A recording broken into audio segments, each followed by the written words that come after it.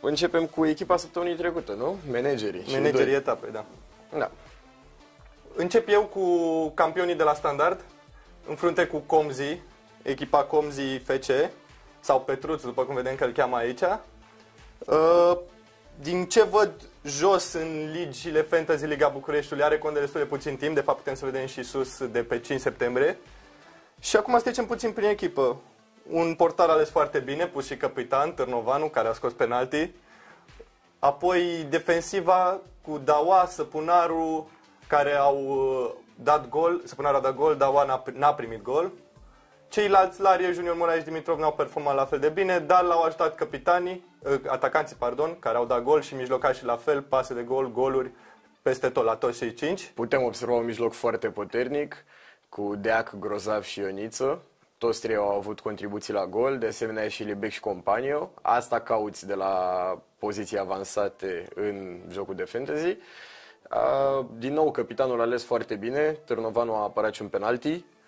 A reușit să facă clean sheet, 12 puncte în mod normal, 24 pentru că e capitan. Și felicitări Petruț, chiar dacă apărarea n-a fost extraordinară, restul echipei te-a salvat. O să punctez și că a făcut 75 de puncte, care din cât îmi amintesc eu este printre recordurile noastre de până acum la Standard, fără wildcard-uri folosite, fără capitan triplu, fără activarea băncii, care în cazul ăsta n-ar fi ajutat deloc activarea băncii. Trecem la următorul, este Gabriel 31 AVG cu echipa FC Top, un fan al FCSB-ului care văd deja că l-a avut capitan pe G cu Grozav, care a dat gol. Bayaram, un meci incredibil, a dat 2 goluri, Companio s-a lipit ca totdeauna la gol din penalti, Săpunaru la fel.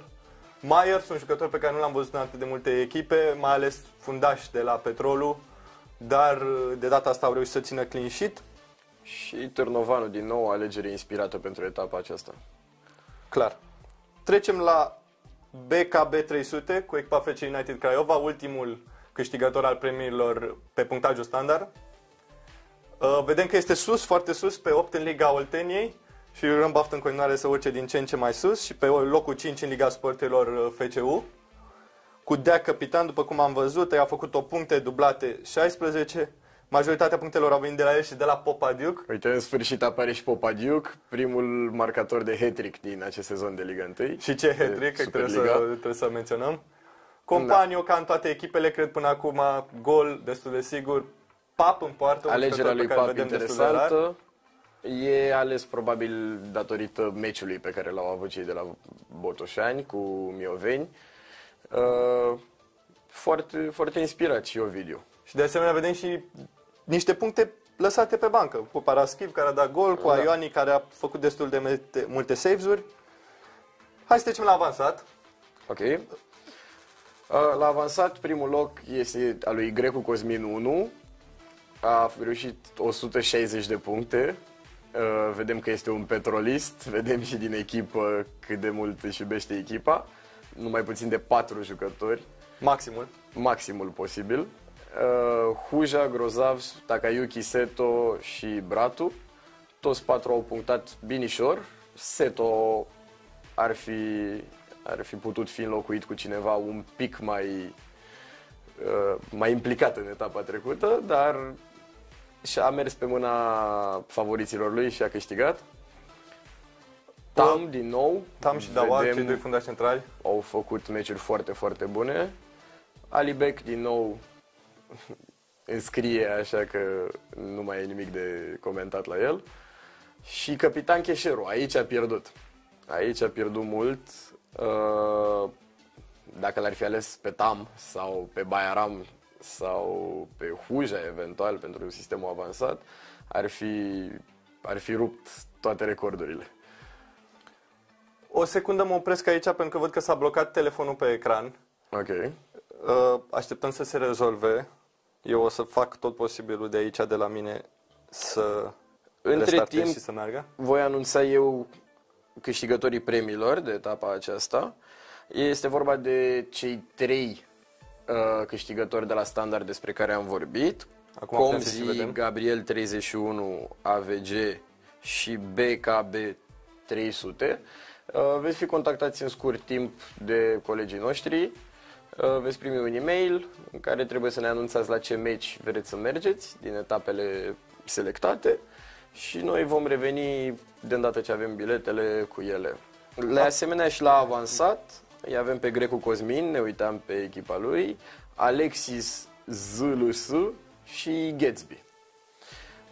Ce e de menționat despre ei, ce am văzut când ne-am uitat pe profilele lor înainte, Gatsby și Alexis sunt la prima etapă. O să intrăm acum și la ei, că acum merge.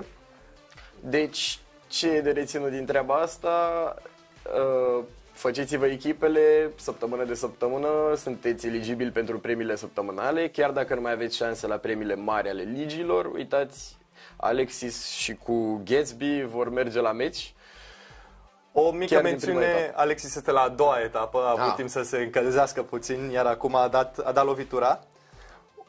Încă două mențiuni de făcut și după aia ne uităm și la echipele celor doi. Cei trei de la standard vor primi abonament premium timp de o lună pentru a puncta și în ligile premium, iar la avansat vedem un punctaj puțin mai mic pentru campionii etapei, pentru că acum sunt mai puțini jucători premium, șansele sunt mai mari să iei premii, așa că eu cred că este o valoare destul de bună în a lua acest cont premium. Plătiți 15 lei pe premium și puteți primi bilete la meci instant din prima etapă dacă reușiți să nimeriți echipa potrivită. Acum să trecem la Alexis cu echipa FC Știm Fotbal și pare că știe din punctajele pe care le-a avut până acum. Ioani Capitan, care deși și-a luat gol, a făcut destul de multe puncte, a făcut foarte multe saves-uri.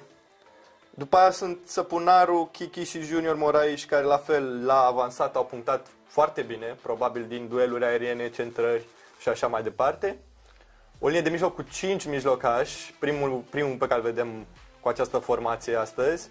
Bauza, Cordea au punctat destul de bine și Sefer la fel. Rață, o mică dezamăgire. Olaru la fel nu a punctat foarte mult, mai ales pentru prețul pe care îl are, nu a dat randamentul dorit, zic eu. Și Alibe cu companiu.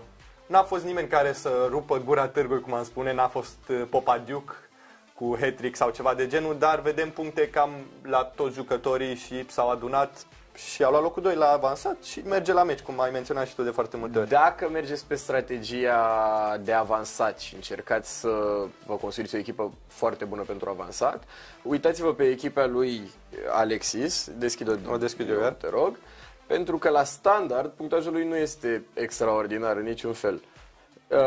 Are 2 puncte la Junior Moraes și 1 la Kiki, vedem și total. 2 la Sefer, da. Ideea e că sunt diferențe mari între standard și avansat și sunt acești jucători care meci de meci punctează foarte serios pentru punctajul standard, avansat, chiar dacă la standard situația nu e cea mai fericită. Și trecem la Gatsby cu echipa Moartea Pasiunii, care este la prima etapă, cum ai menționat deja. L-a ales pe Alibe Capitan, care l-a răsplătit cu un gol contra Rapidului. O defensivă plină de CFR și de Rapid, care au primit gol, ambele, dar totuși jucătorilor au făcut chiar multe puncte la avansat, mai ales Săpunaru, care a dat și gol. Și Buteanu, o alegere interesantă, nu prea l-am văzut prin echipe și uite, 5 cu 20, o etapă foarte solidă. Niște puncte pierdute poate la Miculescu, care vedem că nu prea mai este titular la FCSB, cel puțin în campionat. Și au fost puncte lăsate pe bancă, cu Bauza, cu Sefer, punctajul acestea putea fi mult mai mare, dacă era puțin mai inspirat aici. Baba Al-Hassan, o alegere clasică, ieftină, dar care etapa asta nu a dat randament. Și vom vorbi mai mult despre el pe la final. Da. Acum trecem la următoarea parte a emisiunii. Vom intra în direct cu invitatul